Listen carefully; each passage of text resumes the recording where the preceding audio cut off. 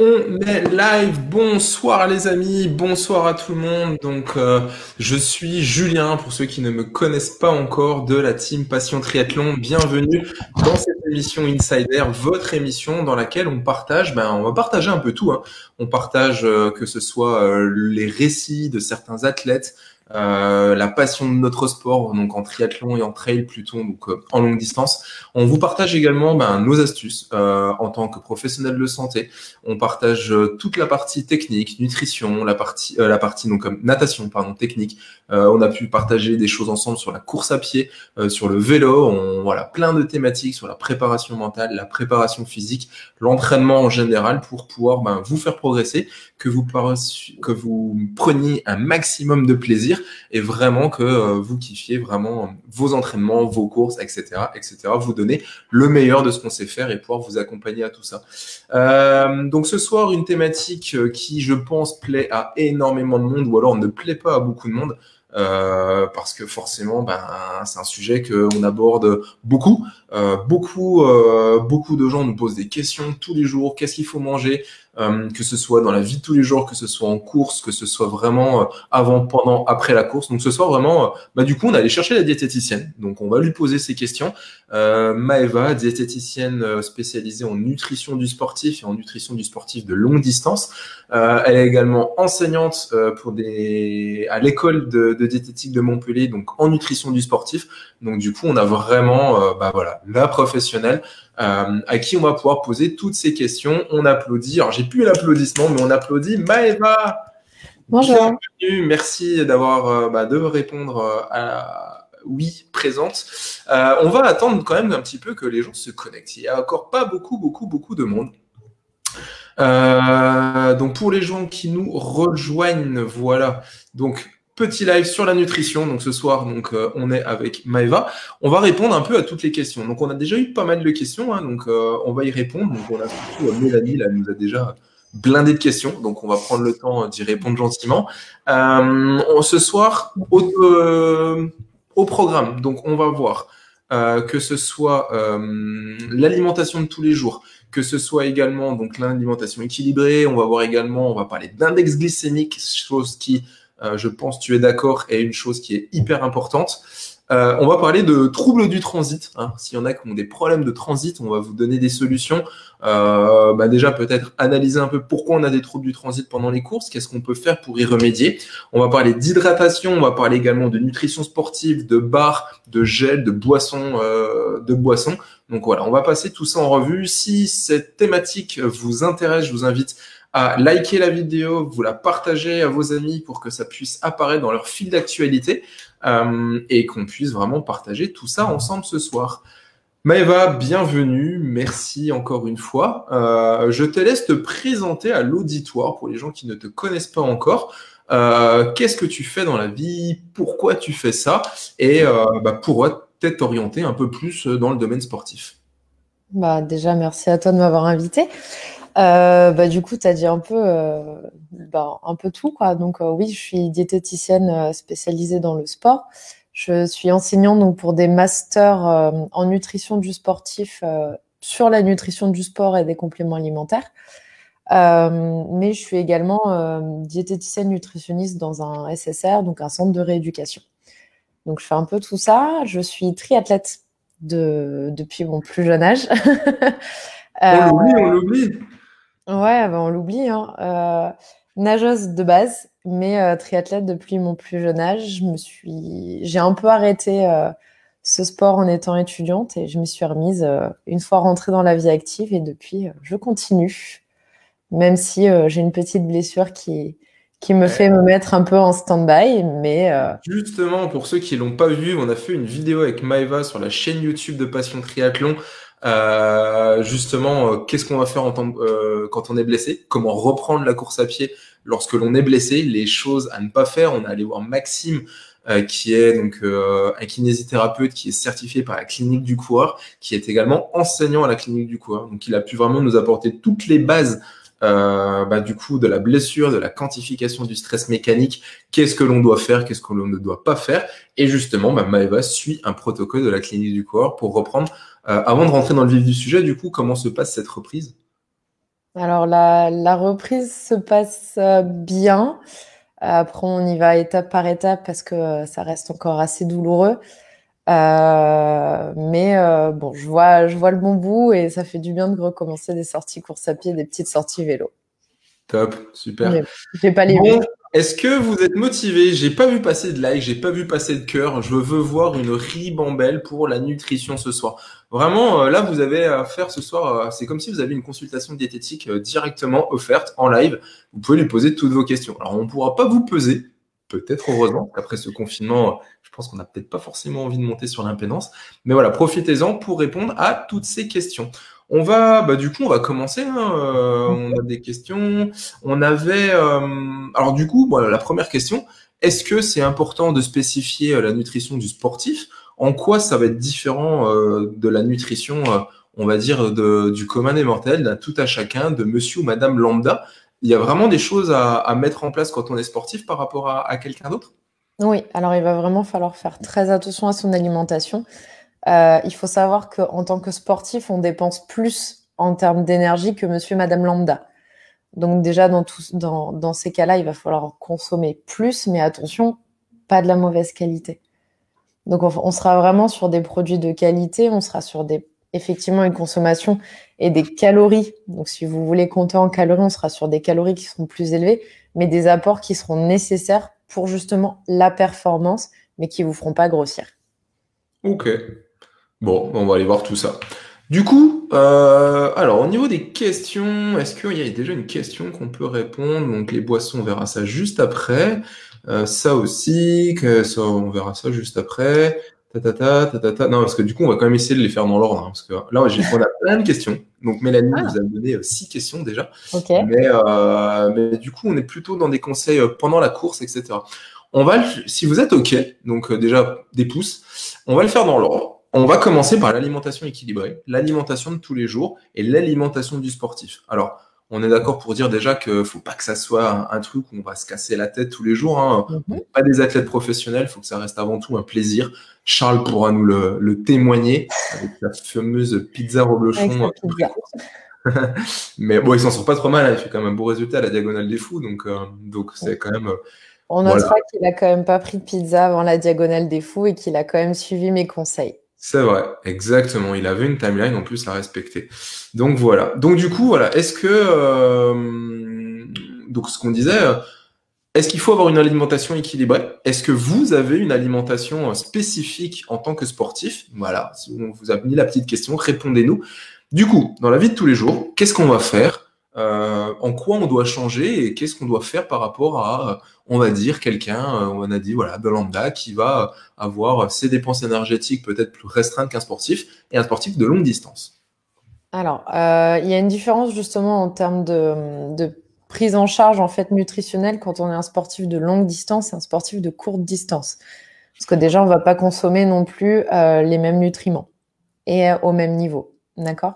Il faut savoir que les glucides sont vraiment le carburant qui est nécessaire pour tout sportif, mais par contre, on aura une part de glucides qui sera plus consommée pour des sportifs de longue distance. Donc, du coup, on fera un apport qui sera assez équilibré, sachant que les protéines sont très intéressantes et sont aussi primordiales pour la synthèse musculaire.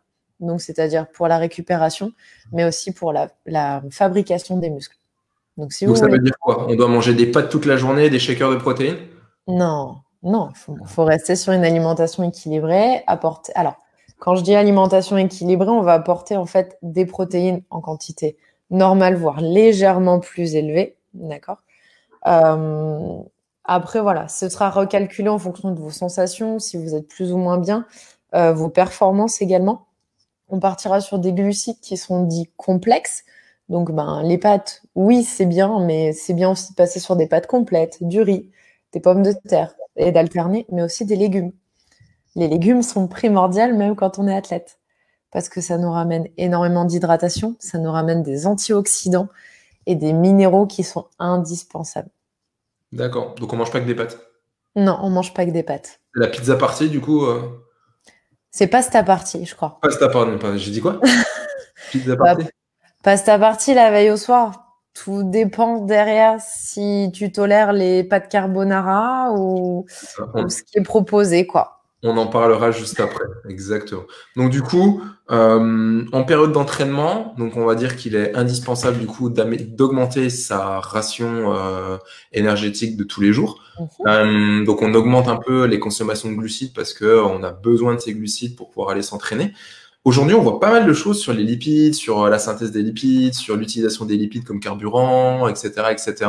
Est-ce que tu peux nous expliquer un tout petit peu? Parce que moi, c'est vraiment un truc que j'ai du mal à comprendre, j'ai du mal à connaître, parce que du coup, tout le monde nous dit, ouais, il faut manger des sucres, il faut manger des sucres, il faut manger des sucres. Du coup, les gras là-dedans. Et on va répondre un peu, bah, du coup, ça va tomber sur la question de Mélanie. Donc, on reviendra à la question numéro 3, où elle nous dit, que dire du pâté, du saucisson, c'est gras, j'en mange jamais, mais quelquefois, mes yeux pétillent en voyant ça sur les ravitaux. Ok. Alors du coup, il faut savoir que le substrat principal qui est utilisé lors de l'effort, en fait, ça reste le glucose. Donc le glucose, concrètement, c'est, comme je l'ai dit, c'est vraiment notre carburant. Mais à partir d'un certain seuil, en fait, en termes de durée, on balance en fait sur un autre système où on va consommer un mix, alors pour faire très simple, hein, un mix de glucose et de lipides. Et en fait, sur le long terme, comme on va épuiser notre stock de glycogène, donc notre stock de glucose qu'on a dans notre corps, on va vraiment utiliser uniquement des lipides. Donc les lipides sont aussi indispensables principalement sur la longue distance. D'accord. Une idée au niveau du timing, à partir de quand on va utiliser tel ou tel substrat? Parce que du coup, on parle sur de la longue distance, on utilise principalement les glucides au début, les lipides après, les lipides dès le départ. Comment ça marche? Alors c'est exactement ça. On sera vraiment, alors pour de la longue distance, on se fera vraiment sur une base de glucides dès le départ parce qu'on aura notre fameux stock de glycogène qu'on aura créé en amont.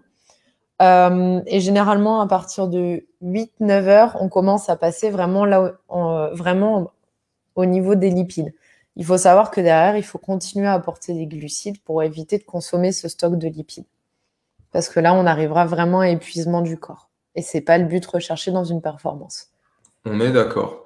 Du coup, dans la vie de tous les jours, donc tu nous as dit on augmenter les consommations en protéines pour la synthèse musculaire, Mm. pour recréer du muscle. On n'oublie pas la prépa physique, l'entraînement, peu importe, l'effort musculaire casse de la fibre musculaire. C'est normal, c'est pas parce que vous y êtes allé trop fort, c'est parce que voilà, les fibres d'actine et myosine qui s'entremêlent pour justement travailler sur la contraction musculaire, à un moment donné, il y a des fissures, il y a des fractures de ces fibres, et c'est grâce à ça, et grâce à l'alimentation derrière et aux protéines, qu'on va recréer de la fibre, et du coup, le muscle va être plus fort. Que ce soit le muscle cardiaque, le tissu musculaire, le muscle strié, c'est vraiment important. C'est grâce à ça que vous allez progresser. Donc du coup, il faut apporter des protéines. On voit trop, coupe-moi si je me trompe, Maëva, mais on voit trop d'athlètes qui surconsomment des protéines parce qu'ils pensent qu'ils en ont énormément besoin parce qu'ils font beaucoup de musculation, par exemple. C'est pour ça que du coup, il y en a qui vont prendre des shakers, de prot, etc., etc. Premièrement, est-ce que c'est nécessaire? J'ai entendu dire, je pense, sur des formations de nutrition, on ne stocke pas les protéines, donc du coup, tous les excès, en fait, on les garde pas. Et du Mhm. coup, est-ce qu'une alimentation équilibrée de tous les jours ne suffit pas à apporter suffisamment de protéines justement pour tout ça? Alors, concrètement, on est dans une société où nous, occidentaux, en fait, on consomme énormément de protéines. Déjà, pour même une personne lambda, comme tu as dit tout à l'heure, on consomme déjà de base beaucoup trop de protéines à la base. Après, en tant qu'athlète, dans tous les cas, on a besoin d'un peu plus de protéines, ce qui est tout à fait normal, parce que comme tu l'expliques, il faut réparer cette fibre qui est cassée. Alors, on aura vraiment intérêt à prendre des protéines en shaker, etc. Mais vraiment si on a un gros manque ou une grosse carence. À savoir qu'en fait, les protéines qu'on va apporter via l'alimentation, il n'y a qu'une toute petite partie qui va être consommée, qui va être transformée, qui va être emmenée au muscle. Tout le reste sera éliminé via les urines. Donc concrètement, tout le surplus ne servira à rien. D'accord. Du coup, on a un moyen de mesurer ce qu'on a besoin pour, sans rentrer dans des détails, des calculs scientifiques, mais voilà, grosso modo, un peu comment on peut se baser pour savoir si on consomme suffisamment de protéines ou pas. Alors, nous, les diététiciens, on part sur le principe on a une sorte de calcul. C'est, on va être sur du 1,5 g jusqu'à 2,2 grammes par kilo par jour de protéines. Après, voilà, la fourchette est assez large, mais en fait, tout dépendra en fait de l'activité que tu fais, ce que tu veux faire. Si tu veux développer du muscle, si tu veux plus faire du culturisme ou plus faire de la longue distance. Et donc, dans ces cas-là, en fait, on adaptera les apports. Après, on reste pas sur une base uniquement de calcul. On voit aussi avec les sensations physiques que l'athlète a. D'accord. Donc, du coup, on va partir. Je suis un homme, enfin, je crois, de 70 kilos à peu près. Donc, du coup, on est sur une base donc, de 70 plus 35, on va dire entre 105 grammes de protéines et 150 grammes de protéines par jour. C'est ça. Ça représente quoi au niveau? Parce que du coup, on va pas s'amuser alors, je sais qu'il faut regarder les étiquettes des fois, c'est important, mais je ne regarde jamais les étiquettes. Comment est-ce qu'on peut visuellement se rendre compte qu'on a mangé environ, allez, on va partir en une moyenne au milieu à 130 grammes de protéines du coup dans la journée. Alors, déjà, tu te dis si tu as 2 portions de protéines par repas, plus Par repas. non, pardon, une par repas, D'accord. plus le petit déjeuner si tu comptes une portion de protéines au petit déjeuner et si tu prends donc tes produits laitiers ou des composants en fait, on va parler plus de légumineuses qui sont riches en protéines. Déjà, si tu pars d'une base alimentaire équilibrée, tu as à peu près ton pourcentage de protéines. Ok. Donc du coup, Donc des protéines à tes 3 repas, viande, poisson, œufs. On peut légumineuses. rajouter légumineuses. Voilà, on peut rajouter les légumineuses. On en a aussi dans les produits laitiers. Donc tout ce qui est fromage à base de lait de vache, les bases de lait de brebis, de chèvre, etc. Il faut savoir que donc ces produits laitiers ont la même valeur en fait énergétique en termes de grammage. Mais on en a aussi dans les protéines végétales.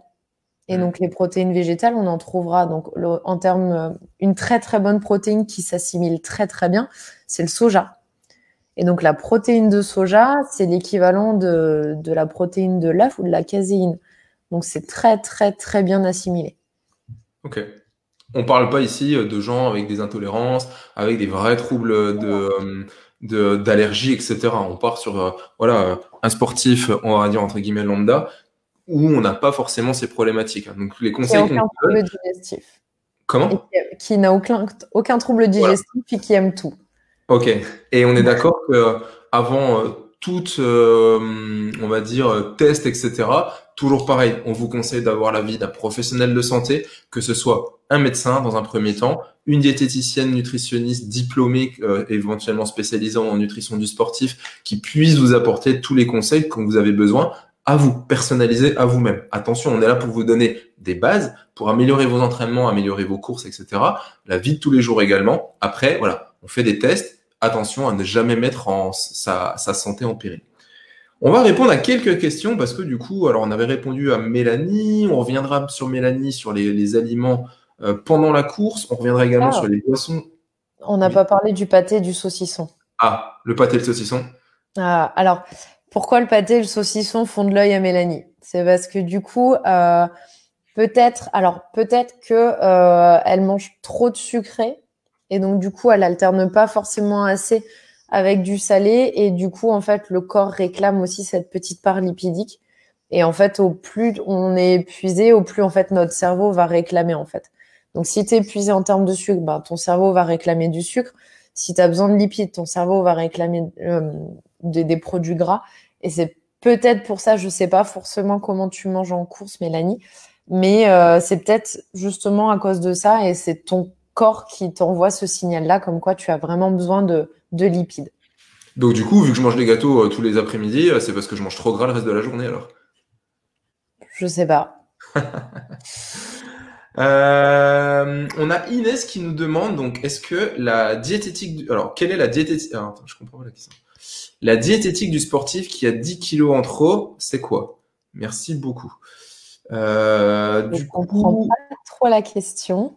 Alors Inès, est-ce que tu pourrais juste nous préciser? Je pense que c'est ça. Donc, alors du coup, elle fait une supposition. Est-ce que ça se joue dans les glucides? Et on reviendra sur sa question après aussi. Elle dit voilà, comment ne pas avoir de coup de pompe lors du sport? Alors, je pense, Inès, dis-nous dans les commentaires si je me trompe ou pas. Je suppose que du coup, Inès a 10 kilos de trop. elle fait du sport et elle aimerait savoir en fait quelle serait la diététique d'un sportif qui aurait du poids en trop. Est-ce que ça se joue dans les glucides pour elle, etc. Donc voilà, comment je pense quand on va être un petit peu en surpoids, comment on peut faire peut-être pour perdre ce poids-là ou comment l'améliorer. Ouais, voilà, c'est ça. Comment faire pour maigrir en faisant du sport? Ah bah justement, déjà, c'est la première base, tu fais du sport. Donc ça, c'est top. C'est ça. C'est ça. Quelle alimentation adopter pour perdre du poids tout en faisant du sport? Ok. Du coup, concrètement, C'est alors, ça, attends, je te coupe. Elle voudrait perdre 10 kilos sans que ses performances ne baissent. c'est tout à fait possible. Après, tout dépend de comment tu manges en fait dans la vie de tous les jours.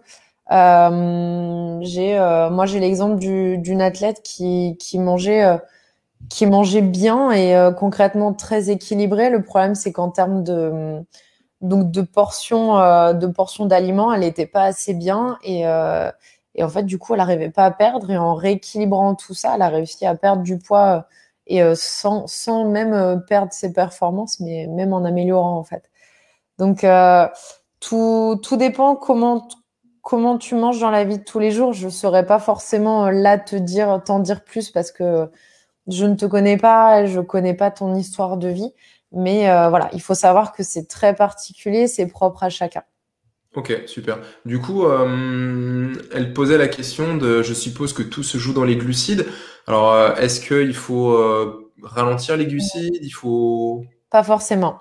Pas forcément les glucides, parce que si tu prends déjà pas assez de glucides, mais trop de légumes, concrètement, tu vas plus apporter de l'eau et donc tu vas être plus fatigué.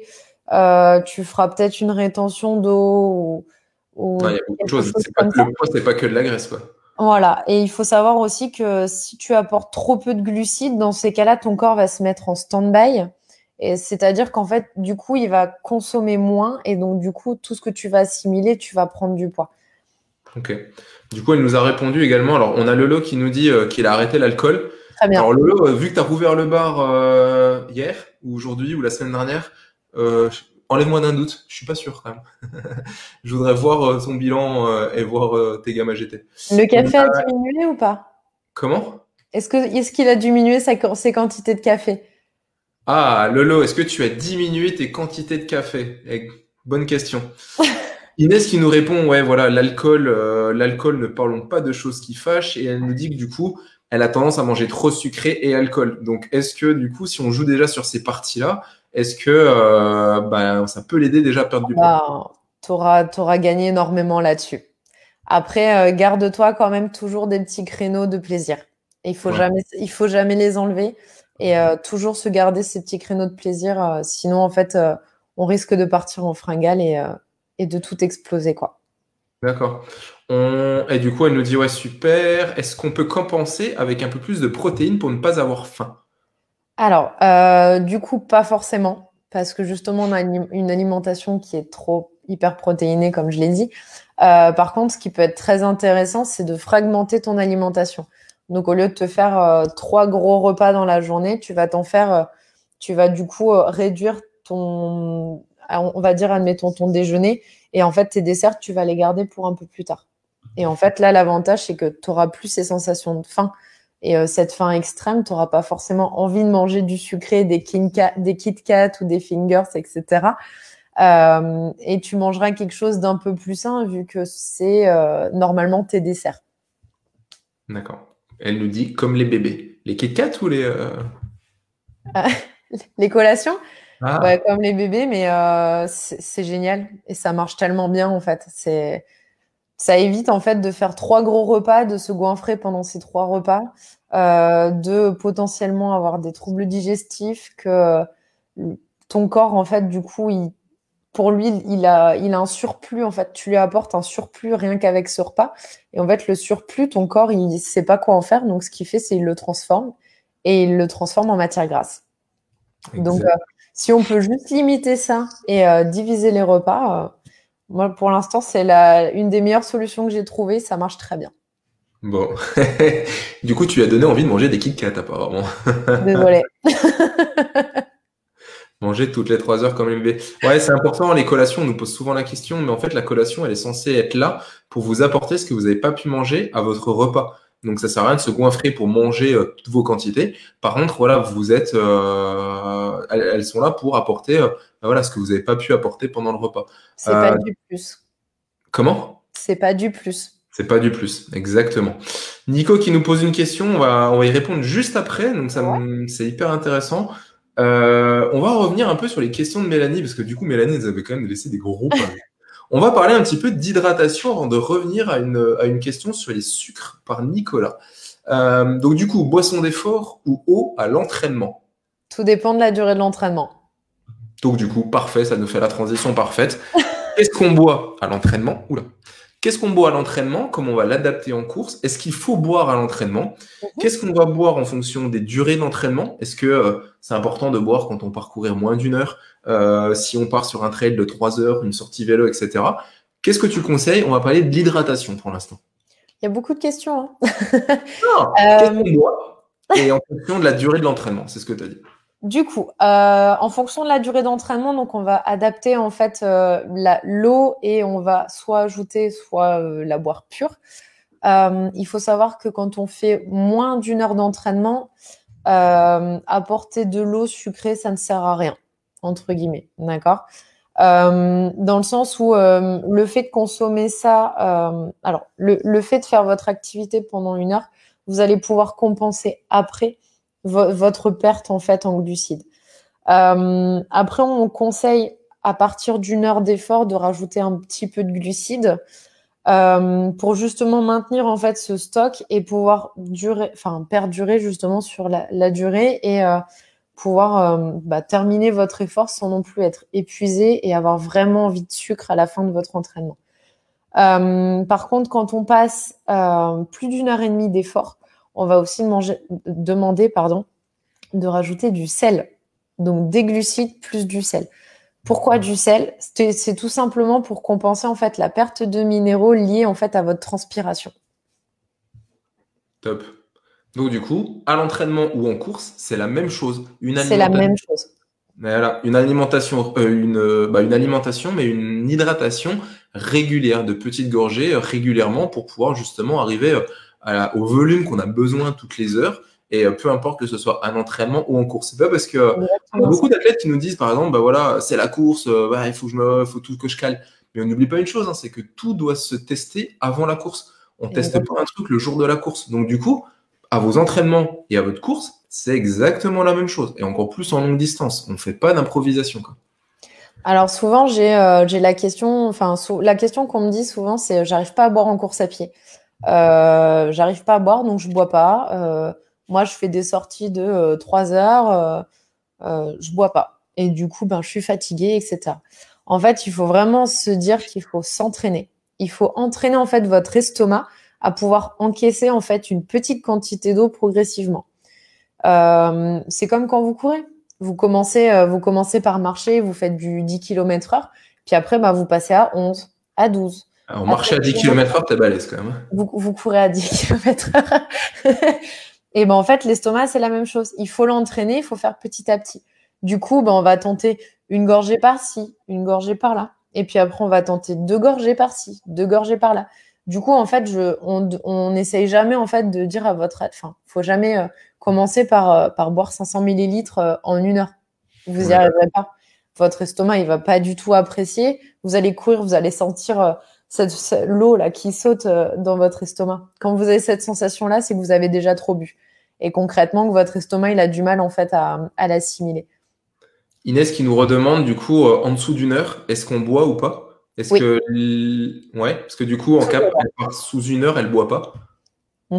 Alors concrètement, c'est toujours conseillé quand même de boire, dans le sens où justement en termes d'hydratation, il faut savoir que si tu perds 1 kilo, donc entre on va parler d'une course, d'accord? Si tu perds 1 kilo entre le début de ta course et la fin de ta course, en gros, tu as perdu 10% de tes performances. Donc l'hydratation, en fait, c'est primordial dans la performance sportive et même dans la forme physique, en fait. Donc dans tous les cas, il va falloir boire. Voilà, donc tu as ta réponse, Inès. Il faut boire. On le fait peu souvent. C'est vrai que quand on part pas forcément avec une flasque en course à pied. On se dit, si on parcourait 2-3 heures, on a peut-être le sac de trail ou voilà le camelback. Donc c'est vrai qu'on le fait un peu plus. Elle nous dit que ouais, voilà, en vélo elle boit, mais pas en course. Ok, super. Du coup, on Faudra va s'entraîner un revenir. petit peu. Comment? Faudra s'entraîner un petit peu en course à Eh pied ouais, et c'est continuer à important, il suivre. faut s'entraîner, ouais, comme elle disait, hein. C'est vrai que l'estomac, il faut l'entraîner. Donc au début, on commence doucement. Mais déjà aussi de s'entraîner à partir avec une petite flasque, hein. Même si c'est pas très gros, on n'est pas obligé, je pense qu'on arrête-moi, mais c'est important de boire. Par contre, on va pas forcément boire 500. Si on part courir juste 1 heure, on n'est peut-être pas obligé de boire 500 ml, mais une petite flasque de 250, ça peut être déjà bien, quoi. Bah, progressivement, oui. Ouais, bien sûr. Alors, dans les questions de Mélanie, on va revenir un petit peu à tout ce qu'elle nous a dit. Donc, du coup, boisson d'effort ou eau à l'entraînement, eh ben, en fonction de la durée de l'entraînement, bah voilà, tu prendras une boisson, soit de l'eau moins d'1 heure, soit plus d'1 heure, 1 heure et demie. On va plutôt partir. Alors, soit on fait les mélanges nous-mêmes en tant que boisson énergétique maison, soit on a d'excellents produits naturels, avec d'excellents produits naturels. Pour pas citer que nous, on fonctionne énormément avec Athlète Nutrition Sportive. Pour nous, aujourd'hui, sur le marché, c'est ce qui se fait personnellement, je trouve, de mieux parce que on n'a pas du coup, ça va rebondir sur la question du glucose. Il est parfait, ce live, c'est trop bien. On n'a pas de sucre raffiné, on n'a pas de glucose, on n'a pas de sucre blanc, donc du coup, on va pas trop, on risque pas d'exploser. Donc, ils utilisent que des produits naturels, de la fleur de sucre de coco, etc. Donc, pour moi, je trouve que depuis que je les utilise, vraiment, je trouve ça vraiment top. Du coup, on avait Nicolas, pardon, qui nous posait la question que je retrouve, est-ce important de supprimer totalement les sucres raffinés? Alors, pas forcément totalement, parce que il faut toujours avoir un petit apport, cette petite notion de plaisir. Mais concrètement, le problème des sucres raffinés, effectivement, c'est que bah, généralement, on le stocke directement. Mais alors si on veut jouer sur les portions, on sera à 100 grammes de sucre raffiné grand maximum par jour. Et en fait, ça va très, très, très vite. Grave. Et quand on est sucre raffiné, on est vraiment sur tout ce qui est morceaux de sucre. On est aussi sur tout ce qui est produits sucrés. Donc, tout ce qui est, alors, on peut parler de tout ce qui est Danette, tout ce qui est industriel, les Kit Kat, etc. Ok, on a des produits gras, mais dedans, c'est que des sucres raffinés. Donc, on va chercher à limiter. Après, supprimer, pas forcément, parce qu'on va toujours garder aussi cette notion de plaisir. Hop.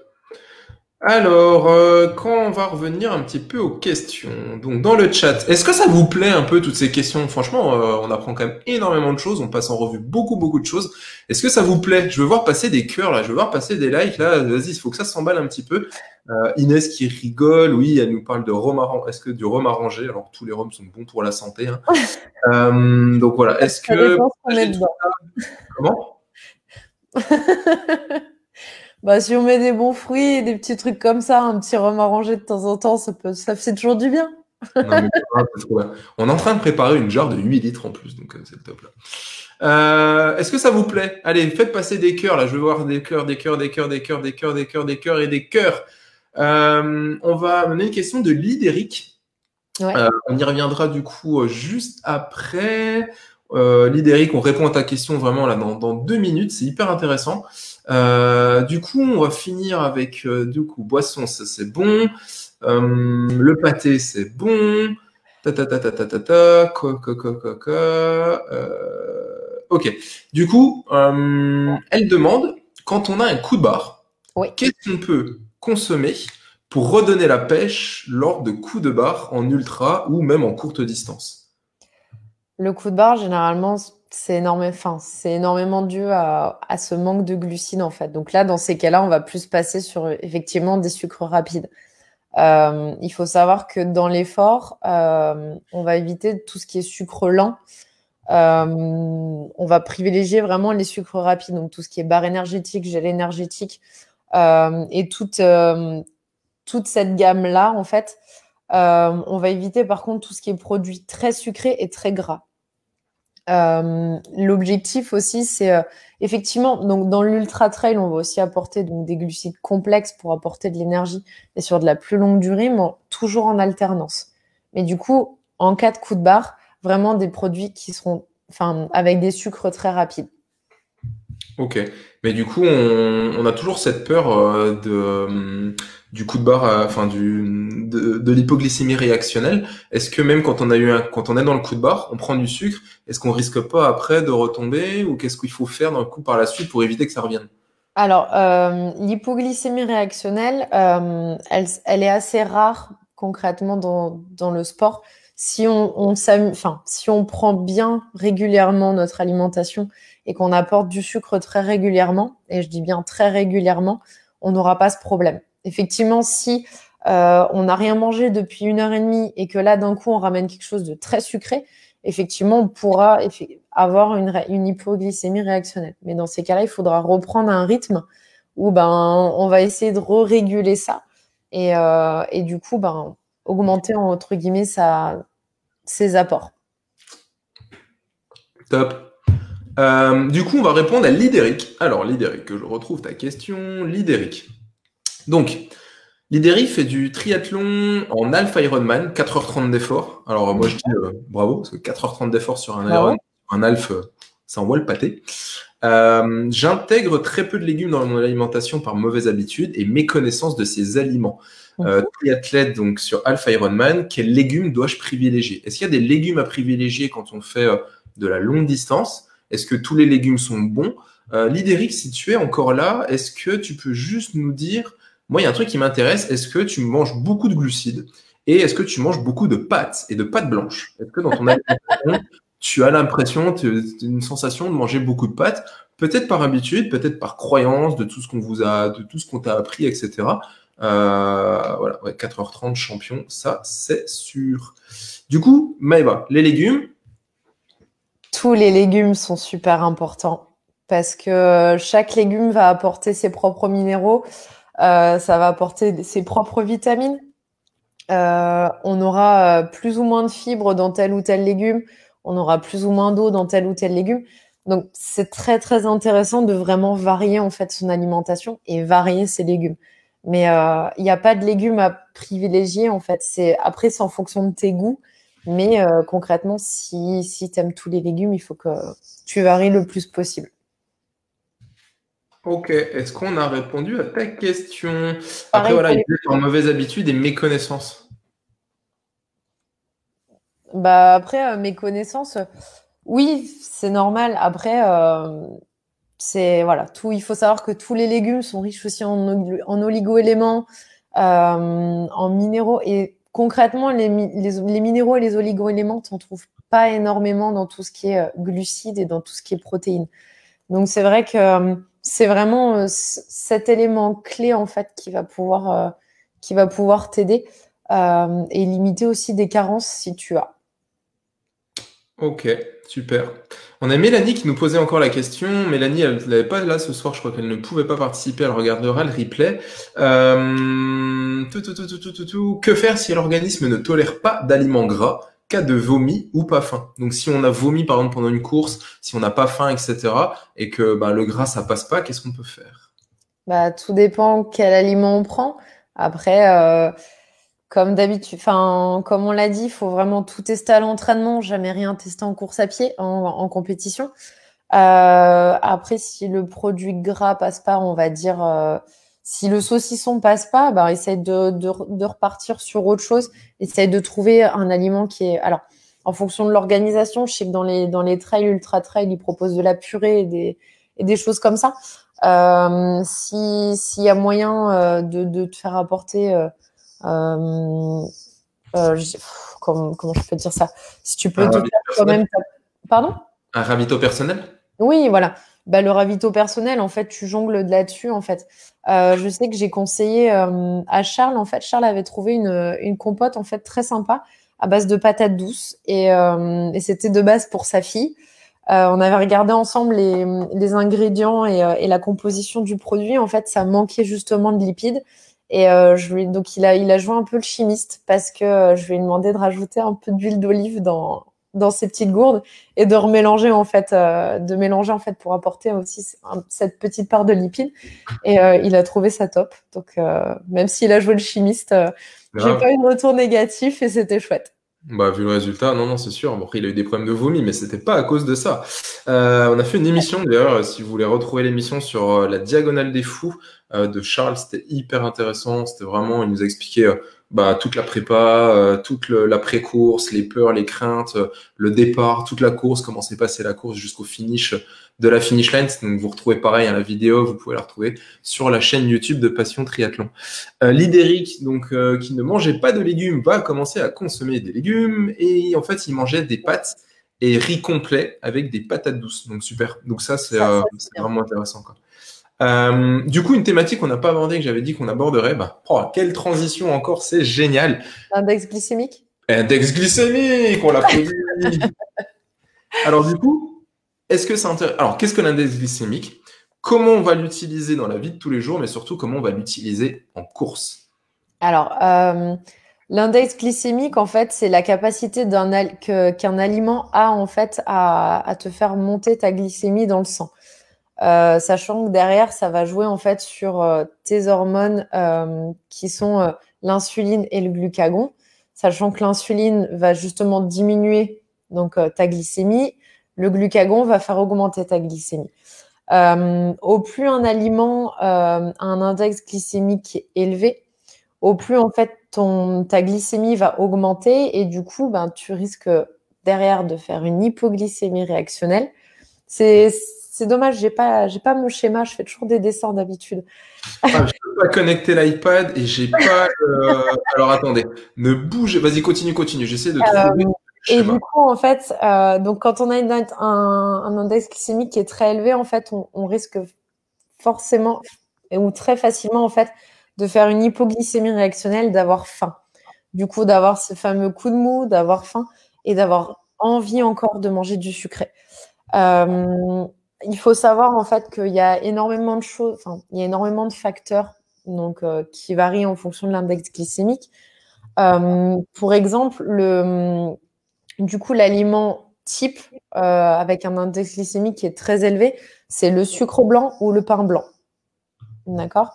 À savoir que le pain blanc, en fait, on le considère comme étant à 100. Et tout ce qui est en dessous aura un index glycémique qui sera moins élevé, donc du coup sera plus agréable, sachant que c'est des choses en fait qui mettront un peu plus de temps à être assimilées. Et en termes de digestion et de tolérance, ce sera beaucoup mieux. Top. Alors attends, du coup, je suis peut-être. On va tenter un truc. Ouf. Je vais essayer quelque chose. Alors, on va. Hop, hop. Tac. Est-ce que vous voyez? Génial. Et ben, je vais Voilà. prendre mon exemple habituel. Du coup, en fait, vous avez justement cette fameuse courbe rouge. Donc là, c'est notre Je fameuse. passe avec la souris en même temps. J'ai pas l'iPad là, je peux pas, mais hop, voilà. Tac, la courbe Alors, rouge. voilà, du coup, c'est notre fameux un aliment avec index glycémique qui est très élevé.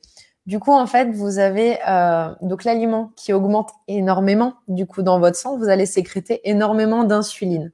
L'insuline, en fait, c'est justement ce qui va vous faire réduire en fait cette quantité de glucose dans votre sang. Et en fait, vous voyez que après, vous allez passer en dessous de la courbe normale. Et donc là, c'est ce qu'on appelle faire une hypoglycémie réactionnelle. Cette hypoglycémie, en fait, va vous donner une sensation de fatigue. Ça arrive généralement après le repas, vers 2 heures, quand vous faites un repas qui est très riche un repas à base de pâtes blanches, admettons. Vous allez avoir cette sensation de fatigue. Vous allez avoir encore pas vraiment faim, mais vous allez envie d'aller prendre quelque chose de sucré en fait pour pouvoir vous rebooster. Ça, c'est cette petite hypoglycémie en fait que généralement on va éviter. Et donc dans une alimentation de tous les jours, on va plus se baser sur un index glycémique donc faible qui vous permettra en fait de vous apporter de l'énergie, mais sur la plus longue durée. Donc en fait, vous aurez moins cette sensation de faim, vous aurez moins cette sensation de fatigue. Et en fait, en termes de digestibilité, donc, votre estomac mettra un peu plus de temps à le digérer. Mais concrètement, c'est parce qu'il y a plusieurs éléments qui rentrent en compte. Je vais pas aller dans le sujet en profondeur parce que c'est assez complexe et il y a énormément de choses à dire là-dessus. Mais là, si on prend l'exemple, la ligne rouge, ça peut être votre jus de fruits, d'accord? Ça peut être le jus de pomme du matin. La ligne orange, on sera sur de la compote de pommes. Donc, en fait, c'est votre fruit qui est cuit. C'est légèrement transformé. Donc, comme vous n'aurez pas forcément besoin de mâcher, vous n'aurez pas toute la salive qui va se mélanger, etc. Vous allez le digérer un peu plus rapidement qu'un fruit frais. Et du coup, la ligne verte, en fait, c'est votre pomme entière. Donc, avec sa pulpe, avec sa peau. Et en fait, le fait d'avoir mâché et d'avoir salivé, en fait, ça vous apporte plus d'énergie. Donc là, là, en fait, on a aussi des fibres, etc. Donc déjà, rien qu'un aliment en termes de texture peut avoir plusieurs impacts en termes de glycémie. Top. Hop, allez, on revient. C'était assez clair. Bah On écoute, est assez rapide. Inès qui nous demande associer un index glycémique élevé avec quelque chose pour diminuer l'index. Peux-tu nous donner des exemples? Exactement, c'est très bien. En gros, c'est l'exemple même d'une collation. En gros, une collation, il faudrait que tu associes un fruit qui a un index glycémique. Donc, seul, concrètement, il a un index glycémique qui est assez élevé, avec un index glycémique qui est plutôt bas. Et du coup, tu vas soit prendre du pain complet si tu peux. Tu peux prendre également un produit laitier ou des oléagineux. Donc, les oléagineux, on est plus sur tout ce qui est noix, amandes, noisettes. Et en fait, quand tu les associes comme ça te permet en fait justement de limiter cet index glycémique-là. Pareil pour un plat principal. Si tu te prends juste une assiette de pâtes avec du jambon blanc et là, tu auras un index glycémique qui sera quand même assez élevé parce que tu auras des pâtes blanches, déjà de 1. Le jambon blanc fera un petit peu la balance, mais pas des masses. Par contre, si tu prends une assiette, tu te fais des spaghettis bolognaise maison avec des spaghettis complètes, ou là, dans ces cas-là, tu as des fibres, parce que tu as des céréales enfin, tu as encore toutes les fibres des céréales, en fait, dans tes spaghettis. Tu as ta pulpe de tomate avec les peaux de tes tomates, des oignons, etc. Donc, ça te ramène des légumes et ça te ramène des fibres. Tu auras ta bolognaise. Donc, en fait, au plus tu rajoutes d'éléments, au plus tu vas mettre du temps à l'assimiler et au mieux ce sera. Est-ce que c'est OK? Oui, elle a compris, je pense. Du coup, pas de fruits tout seul. Je rajoute des amandes, par exemple. Voilà, pommes et amandes. Est-ce que c'est voilà, pas de fruits tout seul? Elle rajoute des amandes. Top. Top. OK, on a Jérôme qui nous a posé une question. On y revient juste après Jérôme. On termine juste. On a répondu à Nico, on a répondu à Lidéric, on a répondu à Inès. OK.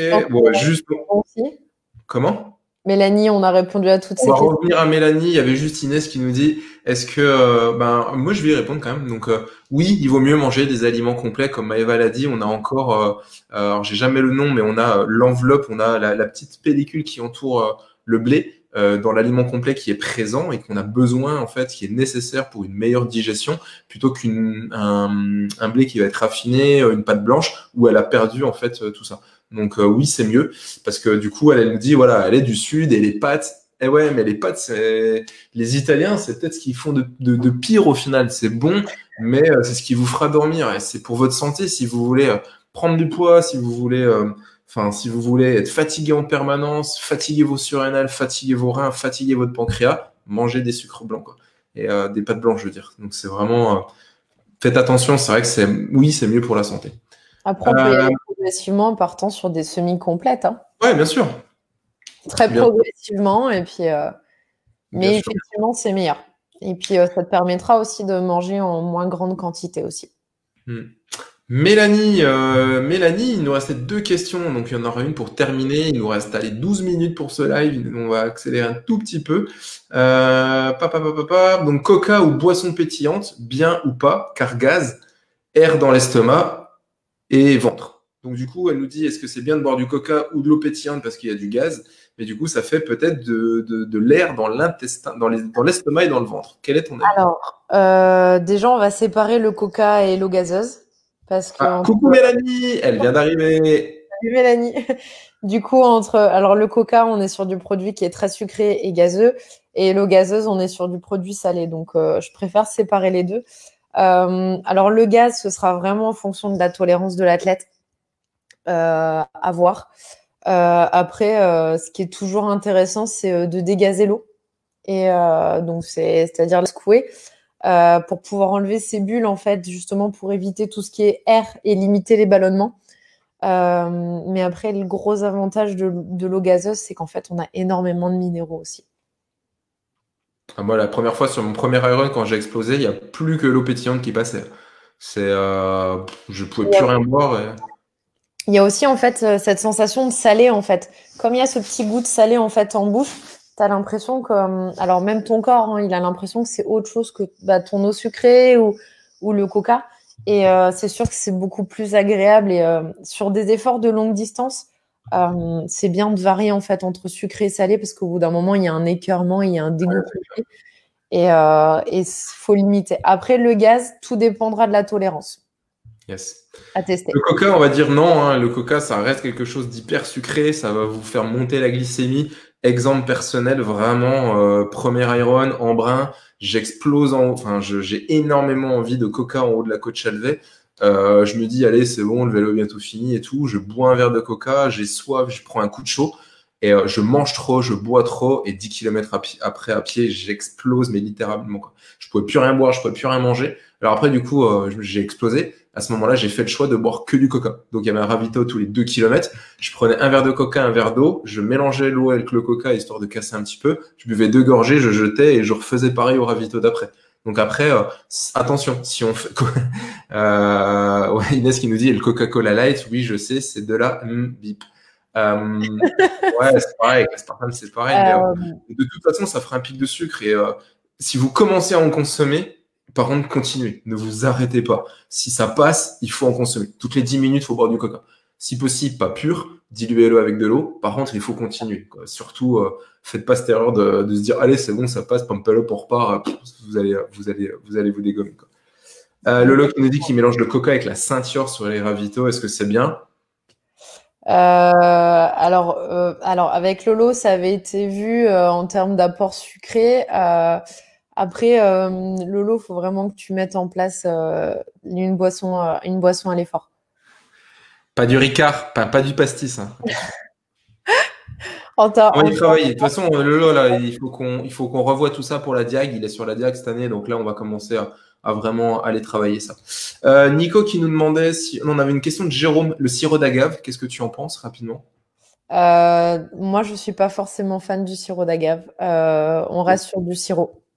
Donc déjà, tout ce qui est terme sirop, on n'est pas forcément bon. Et alors, en termes d'index glycémique, si vous regardez sur le tableau, en fait, on est bien. Sauf qu'en fait, c'est du fructose pur. Et le fructose pur, en fait, on ne le synthétise pas.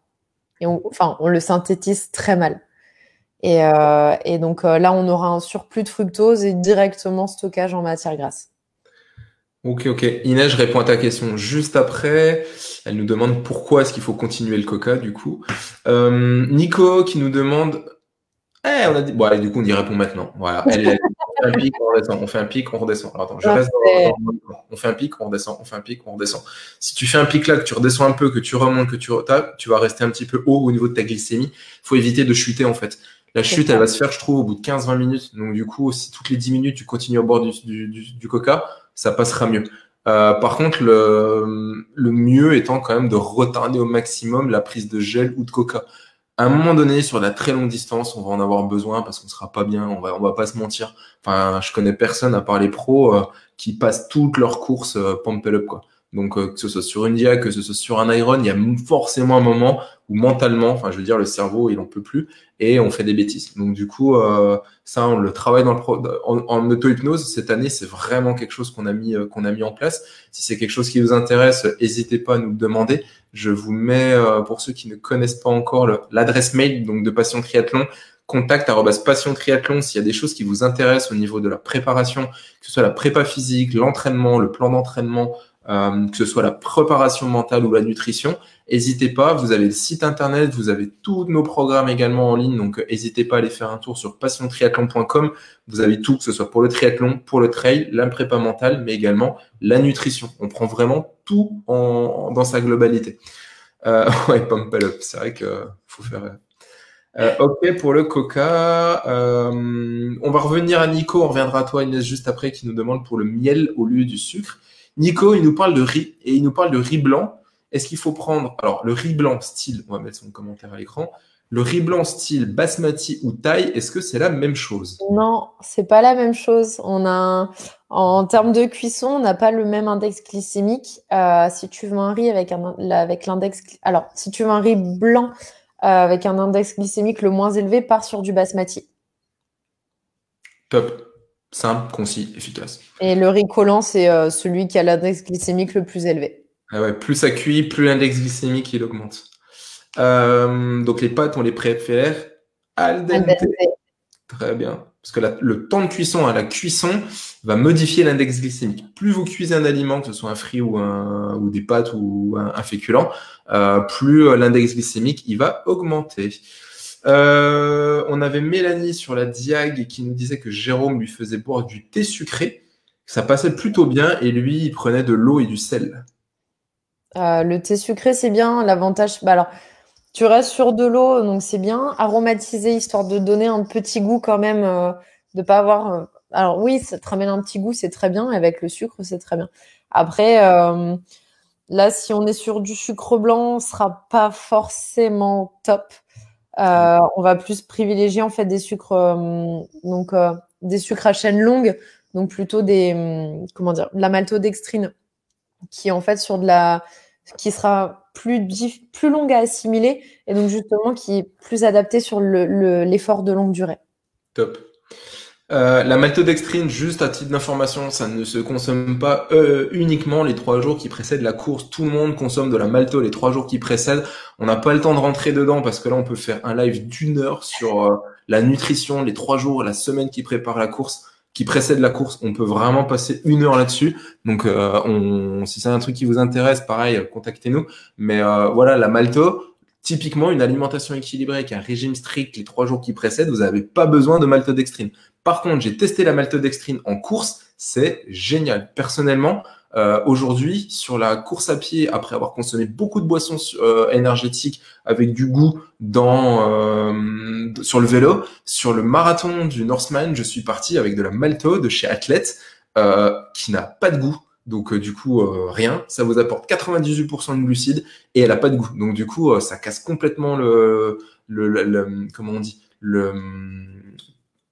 le fait que vous supportiez plus en fait votre boisson que vous avez bu pendant 6, 7 ou 8 heures. Et vraiment, voilà, d'alterner, c'est vraiment, vraiment top. Donc la malto, c'est pas uniquement les jours qui précèdent la course. On est d'accord? On est d'accord. Top. Jean-Philippe, non, le boulet liégeois et les croquettes ne sont pas un bon régime. Le rougail saucisse, peut-être un peu plus sur la course, oui. Jérôme. Rougail saucisse, ça passe. Parce que, non, mais c'est vrai, sur la diag, on l'a tenté avec Bertrand. Je crois qu'il avait pris ça. Je lui ai juste demandé d'éviter tout ce qui était piment, par contre. Pas beaucoup de piment. Et par contre, tout ce qui était tomate, pot de tomate, etc., on faisait attention. Mais normalement, il l'a testé. Mais ça s'est bien passé. Inès qui nous demande la malto chez qui, je te le mets juste en dessous dans les commentaires, Inès. On travaille beaucoup avec Athlète Nutrition Sportive, donc c'est français, c'est local, on est dans le Gard et les produits sont d'excellente qualité. Encore une fois, on n'est pas sur des sucres raffinés et voilà, voilà, c'est vraiment le top. Jérôme qui nous disait qu'il utilisait du sucre roux avec son eau, forcément local, parce qu'ils étaient à la Réunion. Le sirop d'agave n'est pas top, non. L'Idéri qui nous demande sirop d'agave, index glycémique bas ou pas? Mieux que le sucre ou le miel? Alors du coup, sirop d'agave, index glycémique bas, mais c'est du fructose. C'est du fructose. Voilà, c'est du fructose. Le miel, en fait, tout dépend ce que tu prends comme miel. Alors, que je ne dise pas de bêtises, au plus ton miel est liquide, au plus c'est du glucose et au plus il est solide, au plus c'est du fructose. Il me semble que c'est ça.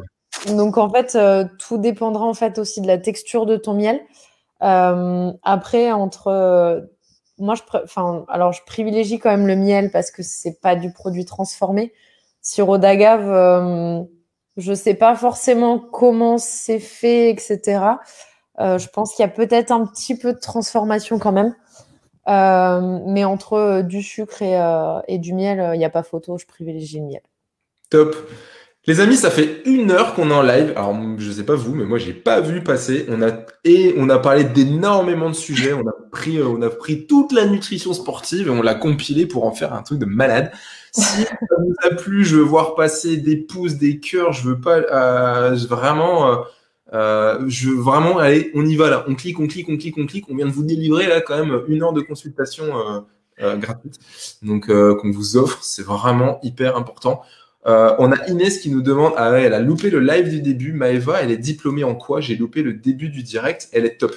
Maëva est diététicienne nutritionniste spécialisée en nutrition du sportif et enseignante en nutrition du sport à l'école de Montpellier pour les masters en nutrition du sportif. Donc voilà, c'est pas une triathlète comme les autres parce qu'elle est pratiquante. Tous les gens avec qui on travaille sont pratiquants, donc savent de quoi ils parlent en tant que professionnel de santé, mais également en tant que pratiquant. On le met en application tous les jours, que ce soit dans nos entraînements, que ce soit dans l'entraînement de nos athlètes. On a la chance d'encadrer un petit paquet d'athlètes maintenant qu'on emmène à vivre des courses incroyables. Donc ça, c'est vraiment quelque chose qui est vraiment top. Si vous avez des questions, on va poser la dernière question à Maëva pour partager, clôturer ce live. Si vous avez des questions sur l'entraînement, la prépa, peu importe, envoyez un message à contact@passiontriathlon.com. Nous avons ouvert un programme spécial cette année pour seulement 5 athlètes. Donc, on a un accompagnement ultra personnalisé pour vous faire vivre la course de vos rêves, que ce soit un trail mythique, que ce soit un triathlon qui vous fait rêver. Peu importe, on a déjà plusieurs athlètes qui nous ont rejoints. On va passer 12 mois ensemble. Je vous détaille pas le contenu, il est juste extraordinaire, il est astronomique. Si ça vous intéresse, vous me laissez un mail contact@passiontriathlon.com. Il y a un petit test quand même à l'entrée. On prend entre guillemets pas n'importe qui. On a vraiment, on fait une sélection. Voilà, il reste plus que 2 places si je dis pas de bêtises. Donc les places sont vraiment parties très très très rapidement. On a Fabien qui est d'ailleurs en train de m'envoyer un message. Il a fait les premiers tests aujourd'hui sur Uber et l'impédance-métrie. Il est en train de me dire sacré Uber. Donc ouais, je pense qu'il ça a dû faire mal. Dans son premier test, ça va nous permettre de calibrer et de personnaliser toute sa préparation physique grâce à des données scientifiques biomécaniques. Donc ça, c'est vraiment, vraiment incroyable. Tac. Inès, merde, je suis n'importe qui. Non, tout le monde, non, bien sûr que non, c'est pas vous ce que j'ai voulu dire. Au top les copains, vive le rhum et le rougail saucisse pour conclure. C'était top. Merci à tous. Maëva, allez, la question qu'on pose à tout le monde. On n'a pas fait le quiz ce soir. Ça a pris beaucoup de temps à parler à tout le monde. J'aime beaucoup demander aux gens, aux athlètes ou aux professionnels qui nous rejoignent, leurs plus beaux souvenirs. On va rester dans la thématique du sport. On va rester dans ce qu'on aime et ce qu'on aime partager avec les gens. Quel est ton plus beau souvenir? Que ce soit avec un athlète, que ce soit toi en tant qu'athlète, que ce soit, peu importe. Ton plus beau souvenir en termes dans la thématique du sport que l'on partage avec passion? Alors moi, mon plus beau souvenir, c'est pas en tant qu'athlète, c'est en tant qu'accompagnatrice. Avant qu'on réponde, est-ce que dans les commentaires, tout le monde sait qui est Maëva, à part une diététicienne de talent en nutrition sportive? On attend 30 secondes que vous nous répondiez parce que du coup, je vais voir passer des cœurs dans tous les sens.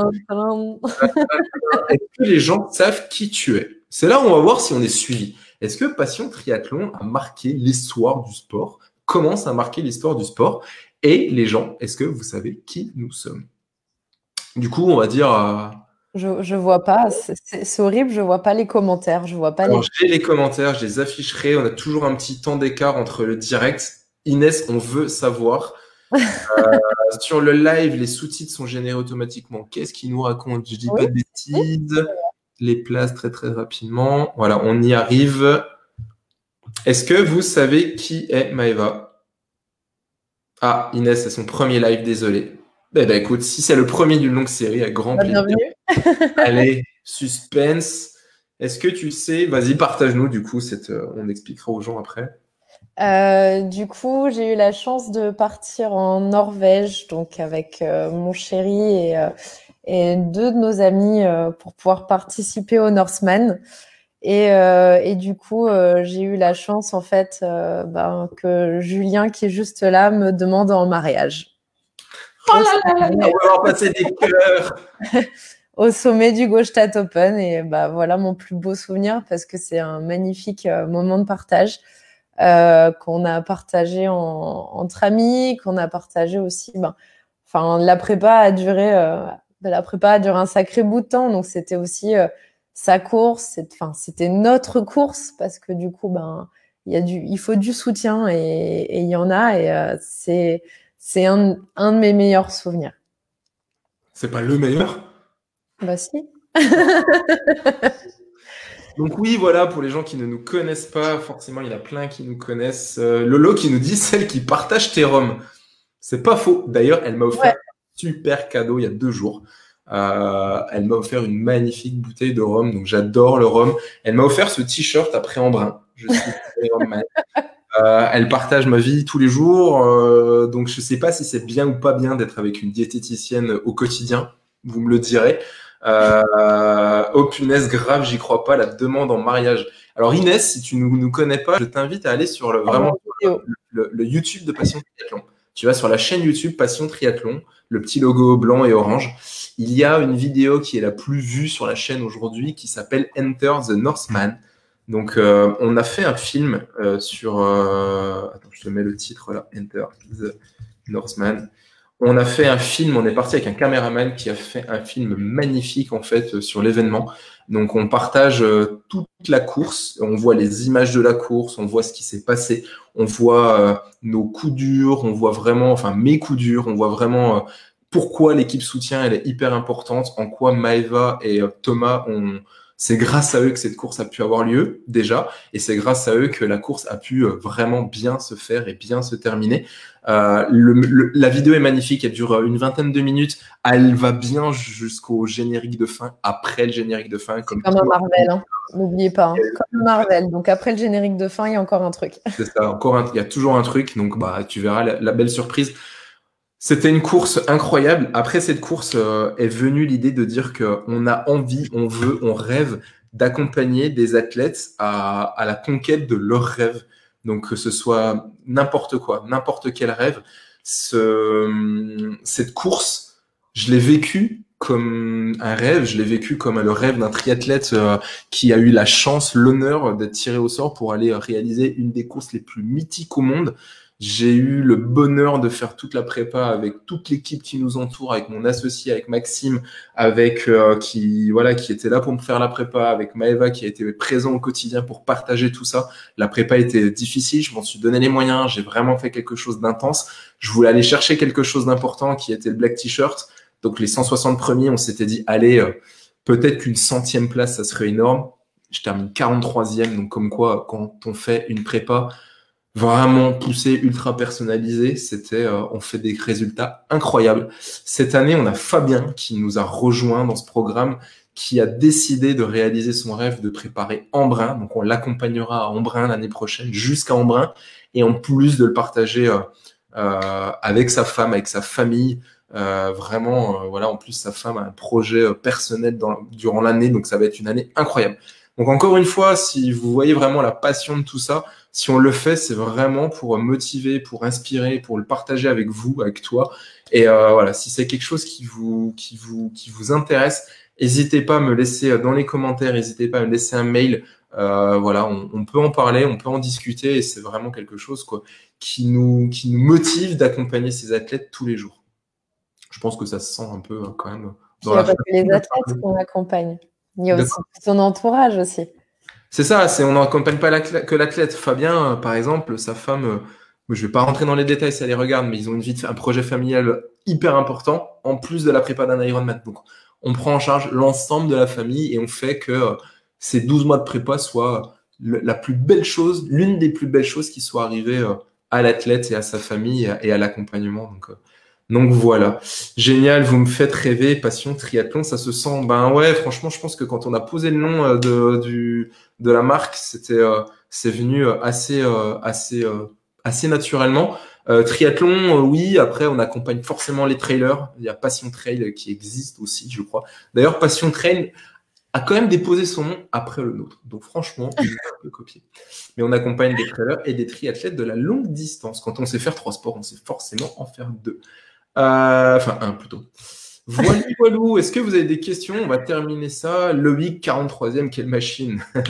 Non, pas machine, mais on a un petit objectif maintenant. On a quelques années pour aller terminer dans le top 2 d'un extrême triathlon, c'est dit.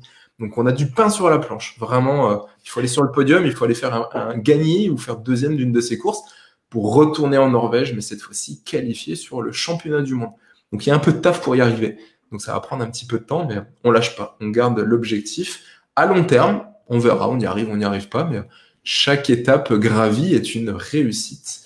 Voilà. L'athlète et sa famille, le top, une belle association. L'un ne va pas sans l'autre. Quand même l'humain au cœur de la performance, la famille au cœur de tout. On peut pas, c'est quelque chose indissociable. On peut pas le faire sans notre famille. C'est impossible. Vraiment, c'est impossible. J'ai fait 3 Iron. C'est impossible de préparer, de le faire tout seul dans son coin. Si on n'a pas le soutien de sa famille, le soutien de son entourage, de ses amis, de son coach, on peut pas. C'est pas possible, vraiment. Donc, en tout cas, c'est possible, mais on subira la course et ça sera pas. Voilà, au-delà de la course, on prend du plaisir à la course, mais on prend du plaisir surtout dans le chemin pour y arriver. Maëva, on a passé un des lives, le live le plus long, je crois. Record battu. Record battu. Pas grave, ça fait 1 heure, ça va faire 1h15 qu'on est live, donc on va vous laisser profiter de votre famille. Vous aurez le replay sur la page Facebook de Passion Triathlon. Vous aurez également le replay d'ici une petite heure sur la page Facebook. Donc n'hésitez pas à le repartager si c'est quelque chose qui vous a plu, la nutrition du triathlète et des trailers de longue distance. Merci Maëva pour tout ça, tous ces conseils. Si vous avez la moindre question, on vous remet un petit coup l'adresse mail contact@passiontriathlon.com. Est-ce que quand on est en live, on va aller voir, est-ce qu'on a déjà reçu des mails? J'ai déjà reçu un mail, donc on va prendre le temps d'y répondre gentiment. Voilà tout le monde, on vous souhaite une très belle soirée. Merci à vous, Super Live. Faut pas que je rate le prochain. Tu as, Inès, tous les replays des lives qui sont sur la chaîne YouTube, donc n'hésite pas à les voir. Et tous les semaines, on est en live tous les lundis à 19h. Donc on essaie d'alterner entre athlètes, professionnels de santé. J'attends beaucoup de réponses d'athlètes. On va essayer d'aller chercher des athlètes pros là un peu. Est-ce que ça vous botte un peu des François Daen, des Kylian Jornet, voire un petit peu en dessous, des Cassandre Beaugrand, des Vincent Louis, vraiment toutes ces personnes, des William Ménesson qui a gagné en brun en 2019. Donc c'est toutes des personnes que j'ai contactées. On va pas les lâcher, on va aller les chercher. Ils vont nous partager également en tant qu'athlète pro comment ils font. Comment ils s'entraînent, pourquoi ils font ça, etc. Et vraiment, voilà, la passion de nos sports. Belle soirée à tout le monde. On vous souhaite une très belle soirée. Profitez bien de votre famille. Faites attention à vous. Et surtout, amusez-vous dans vos entraînements ou dans vos courses. C'est le plus important. Merci à vous. tout le monde. Bonne soirée. Ciao, ciao. Bye bye.